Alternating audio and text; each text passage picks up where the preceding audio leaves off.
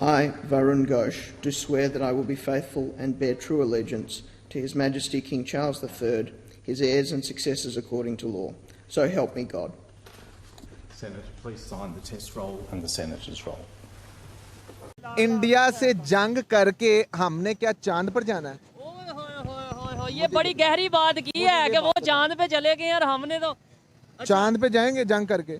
ओ यार, पाकिस्तान अभी उस स्टेज पर है, हमें शर्म आती है। For the first time, an Indian origin Australian Senator Varun Ghosh is taking oath on the Bhagavad Gita. Barrister Varun Ghosh became the first ever India-born member of the Australian Parliament now to take oath on the Bhagavad Gita. करेंगे आपकी इस वक्त 38% inflation है overall सारे पाकिस्तान के अंदर। बैरूनी कर्जे आपके 126 बिलियन डॉलर के कर्जे आपने देने। आपकी जीडीपी पर कैपिटा $1400 है और ग्लोबल एवरेज जो है $10,589 है। इंसानियत सबसे पहला होता है या मजहब? पहले मजहब होता है। ह्यूमैनिटी फर्स्ट नहीं है? वो क्या होता है? मतलब मैं कह रही हूँ कि इंसानियत को अहमियत देनी चाहिए या फिर मजहब को देनी चाहिए? पहले मजहब को देनी चाहिए, फिर इंसानियत को देनी। कभी वहाँ पे मार्चला लगे? वहाँ पर इसलिए नहीं लगता, वहाँ की लोग ना शाउर लोग हैं, अवेयरनेस है जी। वहाँ पर उनको अक्ल है, उनको पता है how to run the country. भाई चांद पर गए हैं इसलिए गए हैं। आप मुझे बताओ कि आप क्यों नहीं गए अभी तक? किसी सियासी पार्टी ने आज कश्मीर का नाम नहीं लिया अपने जलसों में, और कल आखिरी दिन है इलेक्शनों का। अपने मैंडेट के अंदर इन्होंने 370 की धारा की बात की है इन्होंने, लेकिन आज तकरीरों में क्यों नहीं शामिल किया? उधर से इंडिया से आए हैं, वो हिंदू हैं, लेकिन वो आके मुसलमानों के साथ बैठ रहे हैं, खा रहे हैं, पी रहे हैं, लेकिन वो अपना प्यार बढ़ा रहे हैं। हम हो गए उनसे दूर हो रहे हैं अपने मुसलमान भाइयों से। जंग पता कौन सी बात कर रहे हैं? ये अपने लोगों से। अच्छा, ये जंग के लिए मैं आप मरेंगे, ठीक है, उनको नहीं मारना, हमें मारना है। हाँ। हमारी आवाज बंद करनी। कश्मीर के अंदर आज मैं, क्योंकि आप सॉलिडेरिटी डे मना रहे थे, तो इस पे मैं कुछ दो आर्टिकल पढ़े। हर बूढ़े बंदे को 1000 से 1500 रुपया हर बूढ़े बंदे को दिया जाता है कश्मीर के अंदर।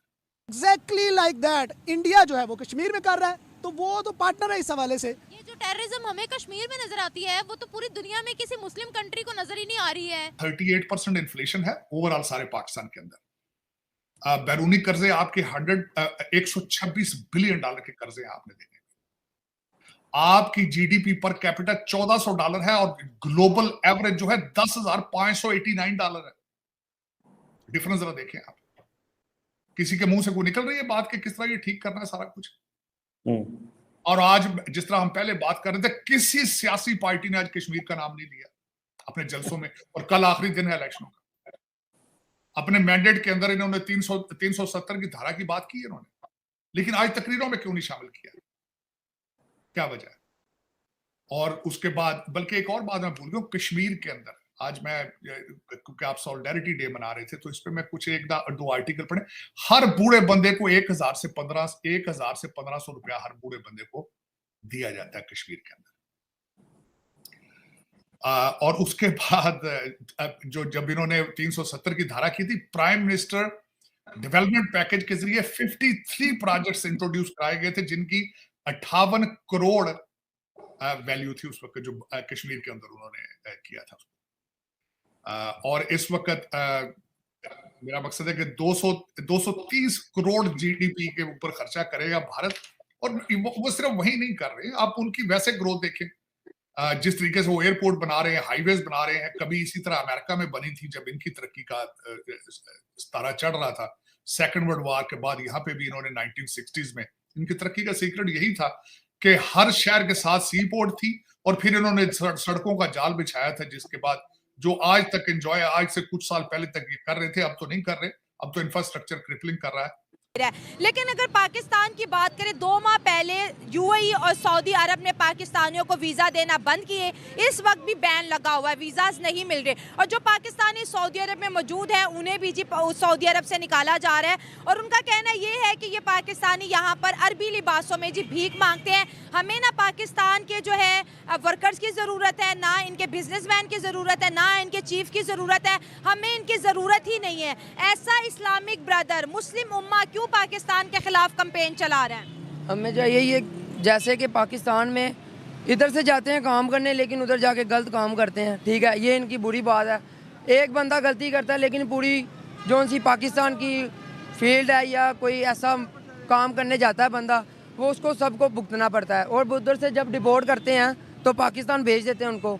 लेकिन ये देखा जाए तो ये गलत बात है। हमारे पाकिस्तान और मुस्लिम भाइयों को चाहिए कि ये काम ना करें, हमारी अपील है। और यहाँ से 4 से 5 लाख रुपए का वीजा लगाते हैं, वहाँ पर अरबी लिबास में जी गलियों में, चुबारों में, इवन 2 खाना काबा के अंदर भीख मांगने लग जाते हैं। और इसके बाद हम कहते हैं कि पाकिस्तान जो है एटमी पावर है, पाकिस्तान दुनिया का नंबर 1 मुल्क है। ऐसी हरकतें हम क्यों करते हैं कि अपने मुसलमान हमसे तंग आए हुए हैं?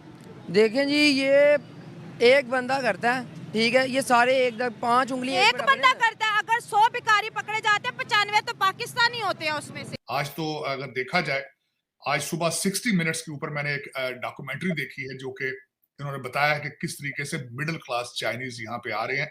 पता नहीं वो करने क्या आ रहे हैं। अकॉर्डिंग टू डोनाल्ड ट्रंप वो तो यही कहते हैं कि शायद America, China wants to build an army within America. लेकिन ये बहुत तशवीशनाक बात है। और मैं हैरान हुए जब 60 मिनट्स जो कि उनका प्रोग्राम है यहाँ पे चैनल हमारा है 60 मिनट्स, उन्होंने बताया है कि पास से चाइनीज 3000 बंदा, साथ एक बंदा बैठा था जिसकी लैंड के ऊपर से चाइनीज गुजरते हैं, उसने कहा 3000 चाइनीज पर वीक यहां से गुजर रहे हैं और सामने खड़े होते हैं बॉर्डर पेट्रोल वाले ज़ॉम्बीज बन के। बल्कि एक और बात मैं हैरान हो गया हूं कि उन बॉर्डर पेट्रोल वालों को चाइनीज जबान नहीं आती, तो उन्होंने मैंडरिन के अंदर रिकॉर्डिंग की है उनको गाइड करने के लिए कि thank you so much, you have come to the America. Guiding, ये गाइड उनको करते हैं, लगा के बताते हैं मैंडरिन। ये this is what the state of America is right now. मैंने जिस तरह आपको हमेशा अर्ज किया था कि ये बहुत बड़ी कुर्बानी दे रहे हैं to make America 1 party rule, क्योंकि इनके ऊपर, इनके असाब के ऊपर छा चुका है चाइना। वो भी 1 पार्टी रूल है। ये 1 पार्टी रूल डेमोक्रेट्स बना के, लेकिन वो तरक्कियों पर है। वहां पे 9 दिन, वहां पे लोग 9 घंटे 6 दिन काम करते हैं, ये हफ्ते में 4 दिन काम करना चाहते हैं। वहां पे चाइना के अंदर भी आपको पता है स्टील सारी दुनिया में शॉर्ट क्यों हुआ था? क्योंकि उन्होंने ब्रिज बनाने शुरू कर दिए थे।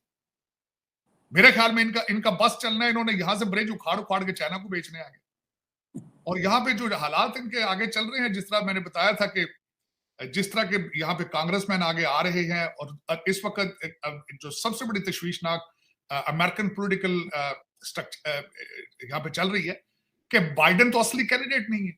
उनकी मुसलसल ग्राफ नीचे जा रहा है। 37% अप्रूवल रेट है उनका इस वक्त। और इसके बाद होगा क्या?